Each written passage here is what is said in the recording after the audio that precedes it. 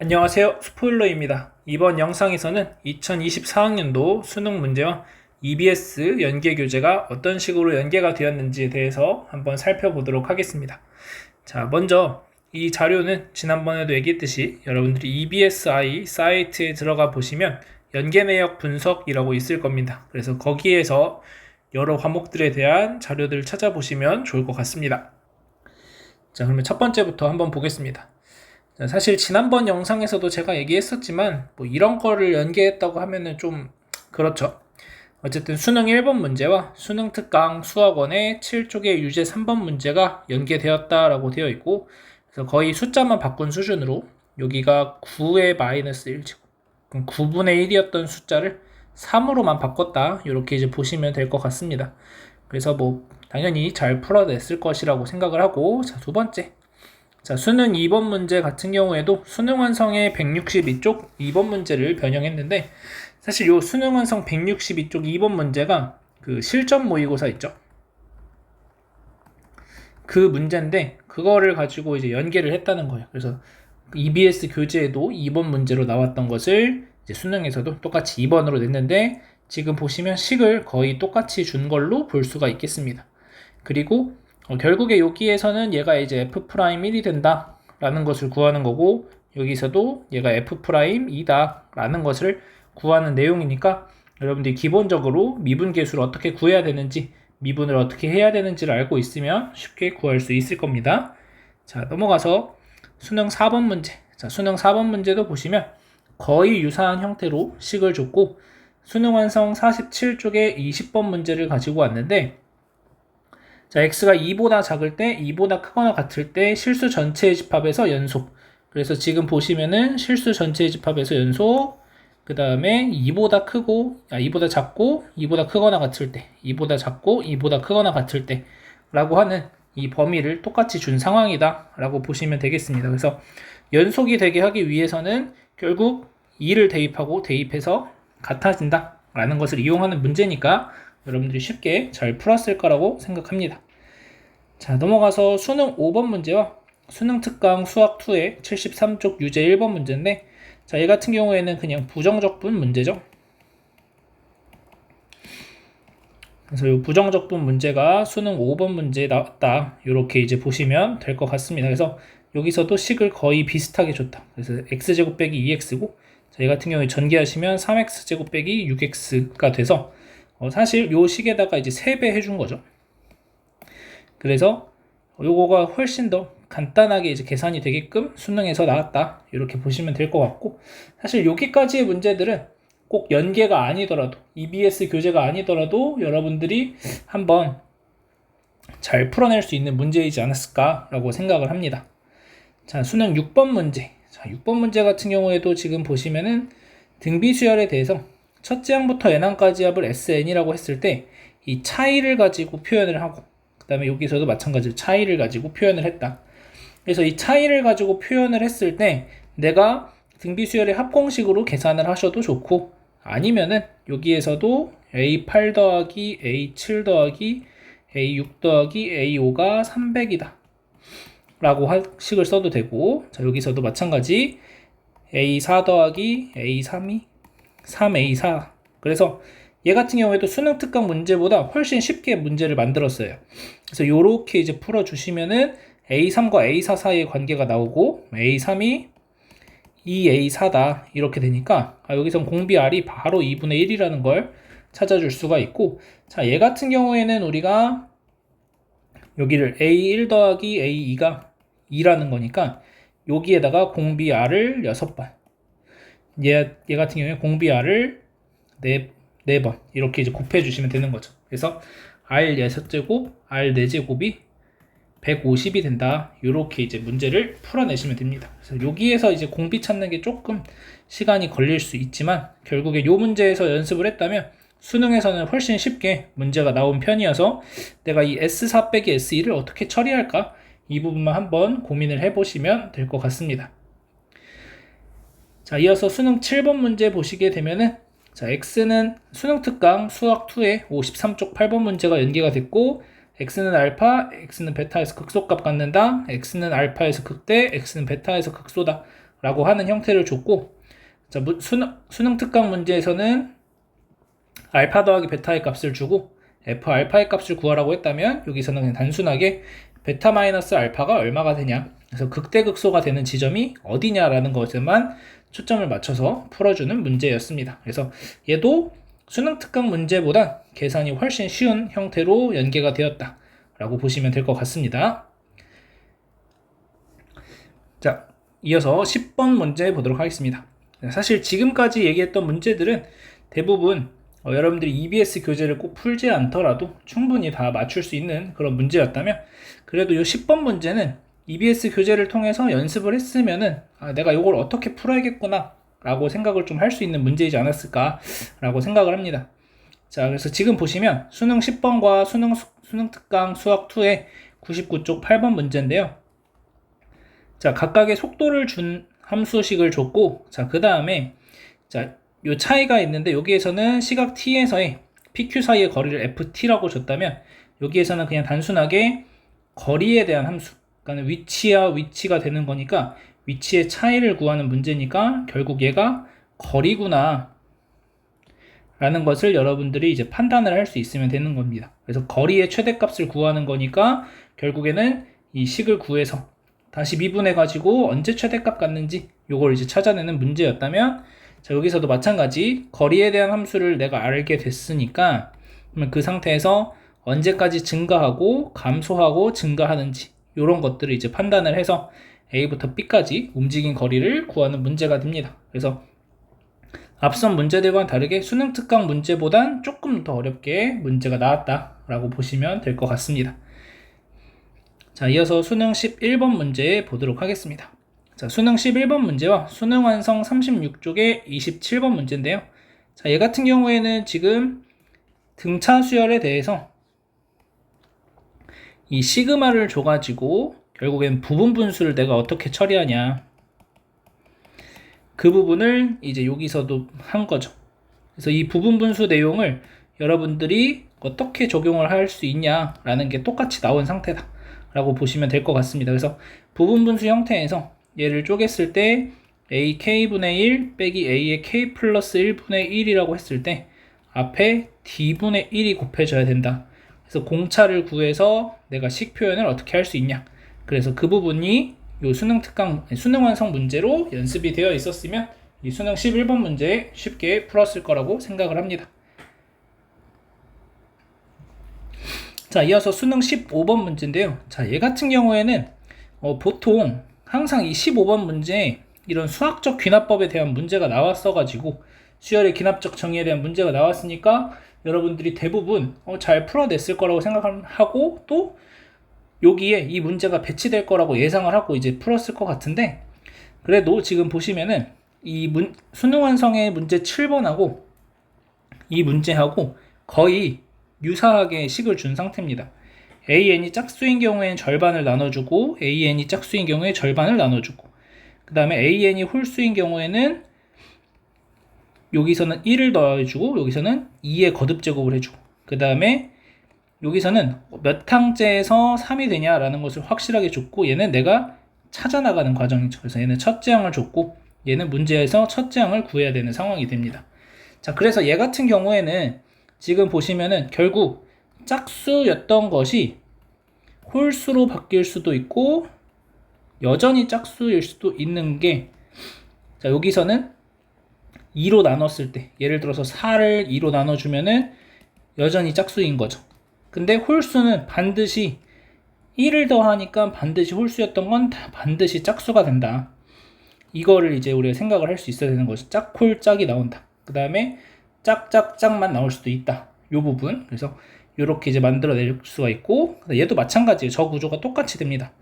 그래서 짝수가 홀수가 될지 짝수가 될지는 모르지만 홀수는 반드시 여기서도 마찬가지로 2의 거듭제곱을 했기 때문에 반드시 짝수로 바뀐다.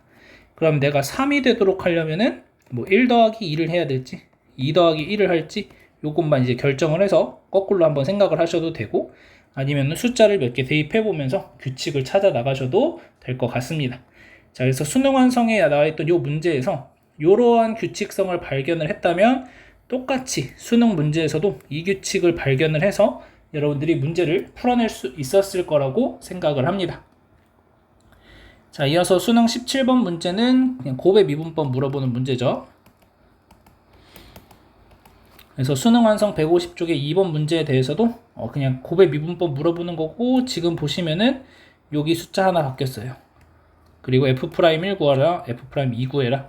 그래서 이건 그냥 곱의 미분법 이용해서 여러분들이 잘 계산하시면 되는 문제였다. 자, 이어서 수능 18번 문제와 수능 특강 수학원의 87쪽 유제 1번 문제입니다. 자, 지금 얘 같은 경우에는 여기는 1부터 10까지 AK 빼기 BK를 내가 찾아야 되고, 여기에서 결국에는 이거를 찾아야 되는 거죠. K는 1부터 9까지 AK 빼기 K는 1부터 9까지 BK가 9가 된다 라는 이 식을 찾는 게 이 문제의 목적이었고, 자, 얘도 마찬가지로 얘는 이제 값이 주어져 있는 상태에서 얘도 요 이항 해가지고 시그마 K는 1부터 10까지 AK 빼기 2BK가 마이너스 10이다 라는 것을 이제 찾아주는 게 이 문제의 핵심이 되겠죠. 다만 얘도 수능 특강 문제보다는 조금 더 쉽게 나왔다. 그래서 얘 같은 경우에는 여러분들 여기 1부터 9까지인 것을 1부터 10까지로 바꿔놓은 상태에서 얘를 구하는 문제였다면, 얘는 1부터 10까지가 딱 맞춰져 있는 상태니까 그 부분에서는 조금 더 쉽게 계산을 할 수 있는 문제였지 않나. 그래서 이 시그마의 성질에 대한 문제들 한번 여러분이 깊이 고민해보고 많이 풀어봤으면 충분히 풀어낼 수 있는 문제였다, 이렇게 볼 수 있겠습니다. 자, 마지막으로 수능 21번 문제와 수능 완성 15쪽의 33번 문제가 연계가 됐는데요. 자, 공통문항에서는 이 21번 문제가 어떻게 보면은 이 수능 완성 문제를 가지고 여러분들이 많은 고민을 했다면은 충분히 이 고민 안에서 했던 것들이 여기에서 표현이 되지 않았을까라고 생각을 합니다. 그래서 지금 보시면은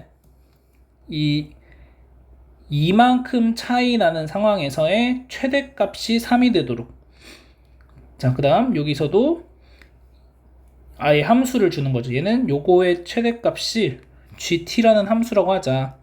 근데 그 GT의 최소값이 5가 된다라는 거니까 사실 요 문제보다는 조금 더 난이도가 업그레이드 됐다, 이렇게 보시면 될 것 같습니다. 자, 그래서 여기에서는 결국 여러분들이 이 로그 함수와 지수 함수의 그래프를 대충 이렇게 그려놓고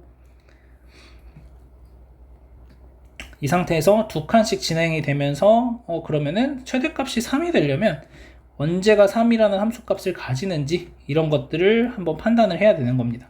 그래서 아마 제가 계산했을 때 4 대입하면 3이 나오니까 여기 4,3이에요.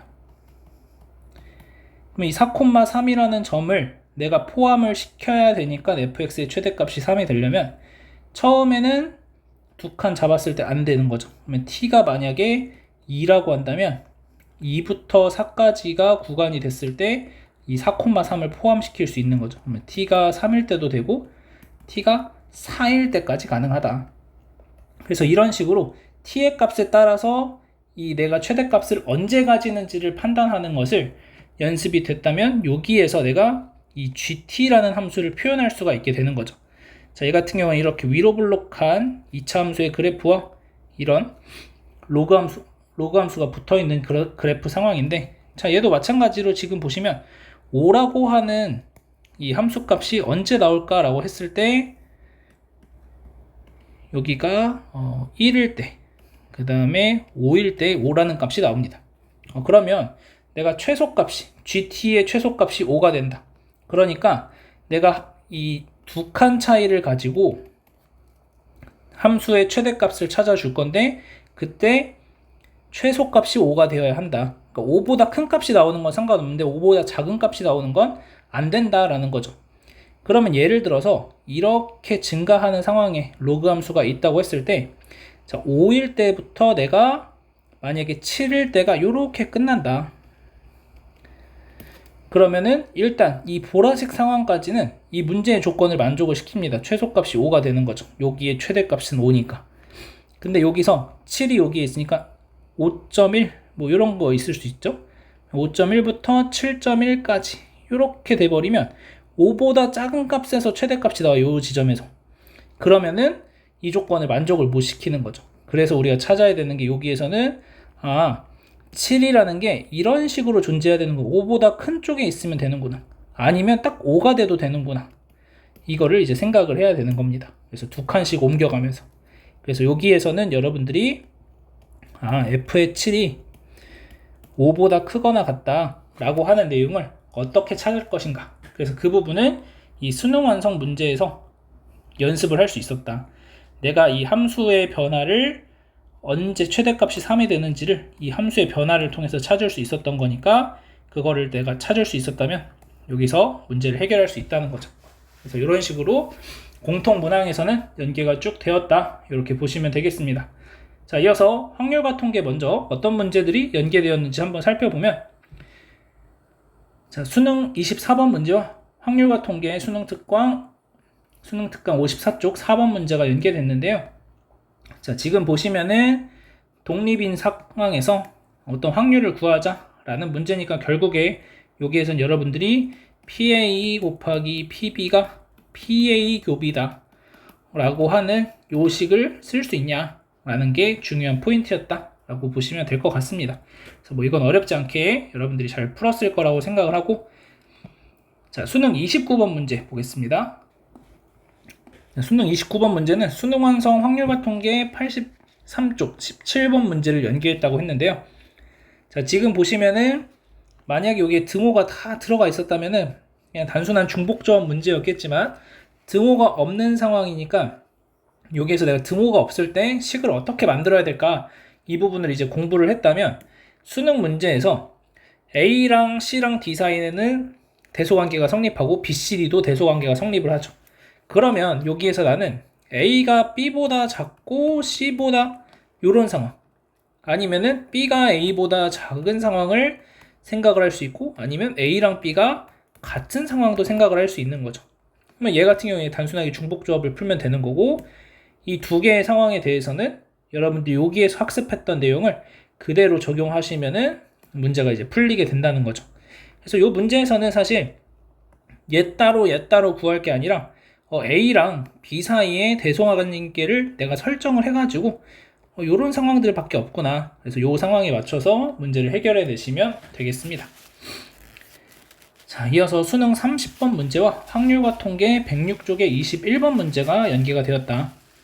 자, 지금 보시면 수능 30번 문제나 수능 완성 문제나 결국 정규분포에서 값을 찾아내는 문제인데, 지금 보시면은 최대가 되도록 내가 정규분포에서 이 둘 사이의 관계가 어떻게 되었을 때 최대가 될까, 이 확률이 언제 최대가 될까를 고민을 했다면 여기에서 마찬가지로 이 둘 사이에 어떠한 관계가 있을 때 최대를 가질까 라고 하는 것을 해결할 수가 있다는 거죠. 그래서 수능 문제에서는 이제 요 식을 통해서 t의 범위를 찾아줄 수가 있고, 이 t의 범위가 여기에 어떻게 내가 적용해야 되냐, 요 부분을 이제 고민을 해야 되는 지점입니다.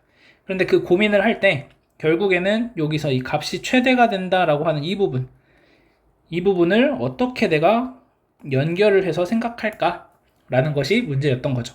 그래서 이 문제도 제 생각에는 공통문항 같은 경우에는 연계성이 그렇게 막 있어 보이진 않고 이런 걸 연계했다고 하나 싶었는데, 그래도 이 선택 과목 첫 번째 확률과 통계 같은 경우에 많이 연계성이 띈다. 그래서 이런 부분들을 여러분들이 공부를 잘 했으면은 이 수능 30번도 쉽게 풀 수 있었을 거고, 얘를 내가 공부를 많이 잘 해놨다면 29번도 이제 잘 풀 수 있었지 않았을까라고 생각합니다. 그래서 세 문제 중에 사실 24번 문제 같은 경우에는 널리고 널린 문제니까 여러분들이 그러면은 요거는 빼더라도 나머지 두 개의 문제는 연계성이 좀 보인다 라고 보시면 될 것 같습니다. 자, 이어서 미적분 보도록 하겠습니다.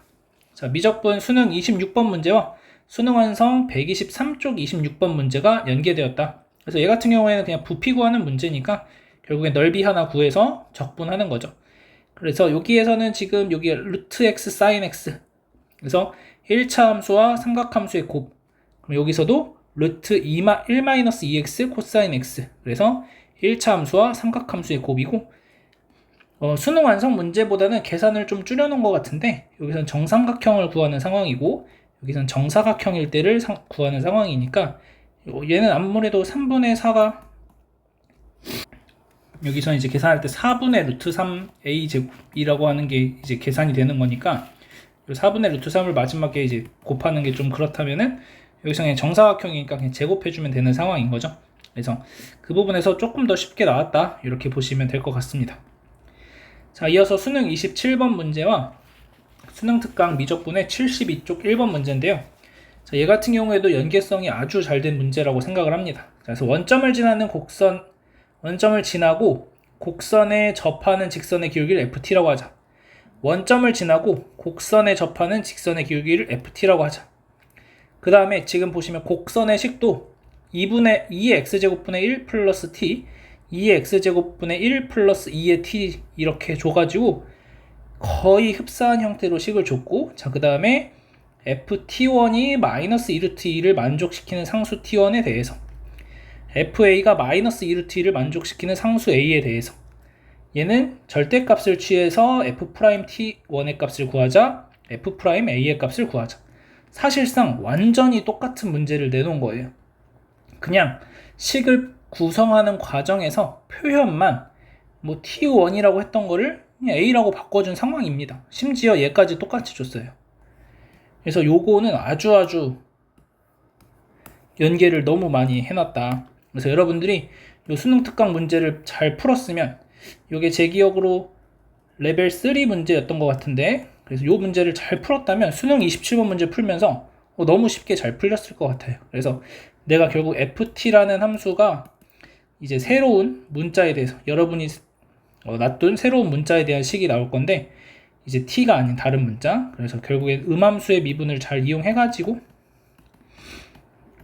문제를 해결하시면 쉽게 풀릴 수 있는 문제였다, 이렇게 볼 수가 있겠습니다. 그래서 연계가 아주 잘 된 것 같다 라고 생각이 되어집니다. 자, 이어서 수능 29번 문제와 수능 완성 84쪽의 19번, 21번 문제인데, 자, 얘 같은 경우에도 연계성이 아주 잘 된 문제라고 생각을 합니다. 그래서 두 개의 문제가 연계된 경우는 저는 처음 본 것 같은데, 자, 지금 보시면은 급수가 각각 수렴하고, 자, 그 다음에 요 식의 형태, 시그마 n은 1부터 무한대까지 이 급수가 an, bn의 급수와 an과 bn의 급수의 곱이 같다. 요 내용이 여기에 그대로 적용이 됐죠. 자, 그 다음 수능 완성 21번 문제 보시면 요 상황, 3 곱하기 a2n의 절대값의 급수, 7 곱하기 a3n의 절대값의 급수, 요 식이 여기에 그대로 똑같이 나와 있어요. 그럼 여러분들이 19번과 21번을 풀면서 내가 얘네들을 어떻게 처리해야 될까 라는 것이 공부가 됐다면, 이 두 개를 처리하는 과정이 너무나도 쉽게 연상이 돼서 문제를 풀 수 있었다는 거죠. 그래서 요런 문제는 연계가 너무 잘 된 문제다 라고 저는 생각을 하고, 그래서 여러분들이 이렇게 두 가지 문제를 섞을 수도 있구나 라는 것도 한번 참고하시면 좋을 것 같습니다. 자, 이제 미적분 넘어가고, 자, 기하 보도록 하겠습니다. 자, 기하 첫 번째는 수능 25번과 94쪽, 수능 완성 94쪽 13번 문제인데요.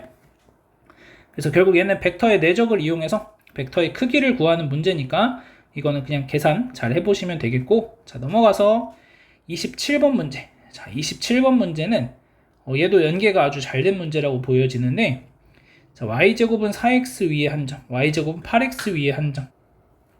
그래서 지금 보시면은 거의 흡사한 식을 줬다라고 보여지고, 자, 한 점 A에서 포물선에 내린 수선의 발을 B, 자, 한 점 A에서 포물선의 준선에 내린 수선의 발을 B라고 하고, 자, BF라는 건 이제 초점과 B라는 점이 만나는 점을 이 직선분을 연결했을 때 포물선이 만나는 점을 C라고 하자. 자, 얘도 마찬가지, 이번에 직선이라고 준 거예요. 여기서 선분이라고 줬다면 여기선 직선 BF와 포물선이 만나는 점을 CD라고 하자. 그러니까 얘는 그림을 그렸을 때 뭐 이런 식으로 대충 그림을 그린다고 했을 때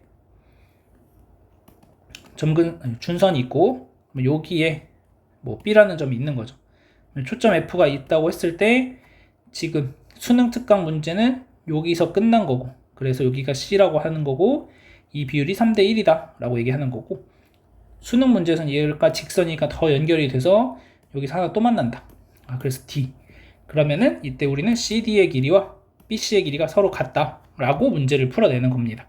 자, 그래서 거의 흡사하게 문제의 구조를 줬고, 결국에 포물선, 뭐 쌍곡선 이런 것들이 나왔을 때 우리가 제일 먼저 해야 될 거는 사실 정의대로 푸는 거잖아요. 그 다음에 이 포물선에서의 성질. 그래서 결국에는 여기에서도 이제 활용되는 게, 내가 포물선 위의 점과 초점까지의 거리는 준선까지 거리와 같다. 요 내용을 이제 계속 이용하는 거죠. 그래서 쌍곡선 2차 곡선 문제에서는 결국 요런 부분들 여러분들이 참고해서, 그래서 이 문제를 이제 여러분들이 잘 풀었으면 수능 문제는 또 쉽게 잘 풀어냈을 겁니다. 물론 수능 문제가 조금 더 복잡하긴 하거든요, 구조가. 왜냐면 하나 더 생각해야 되니까. 근데 결국엔 여기에서 내가 포물선 위의 점과 초점까지의 거리는 포물선 위의 점에서 준선까지의 거리와 같다. 요거를 이제 계속 이용해주고 비례식을 이용한다 라는 것만 잘 기억하시면 충분히 이 문제를 연습했으면 충분히 풀 수 있는 문제다 이렇게 보여집니다. 자, 마지막으로 수능 29번 문제와 수능 완성 82쪽 14번 문제인데요.